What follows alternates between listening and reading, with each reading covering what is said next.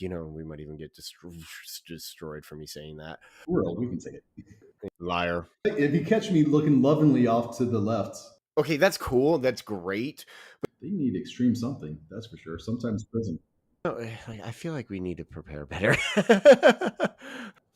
I'm going to start bringing bourbon. Blah, blah, blah. All of those. One of the. All right. So there are a lot of services out there now where they try to distill the points of books down into like 10 bullet points or 10 or 5 bullet points. And that's it. Like, okay, that's cool. That's great. But the problem I have with those types of with those is those bullet points don't stick. Like they just don't.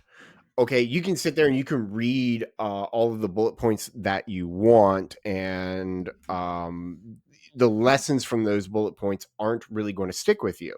And the reason why that's the case is, and there's like tons of people who talk about it.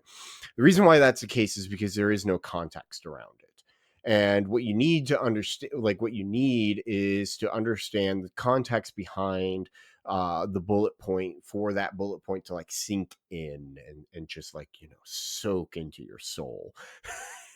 It's hard to master bullet points. A parable Yeah. can really get into your heart.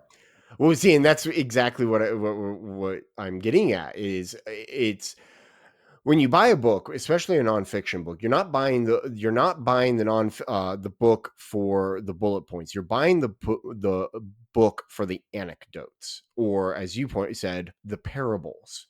And that's why you're buying them, and that's why I like the structure of the book, because when you start reading a chapter, all of the chapters begin with some story from Iraq, which is awesome, because then he's like showing you, he's basically walking you, he and Leif, because it's both him and Leif, they're walking you through how did we come up with this principle, and how did we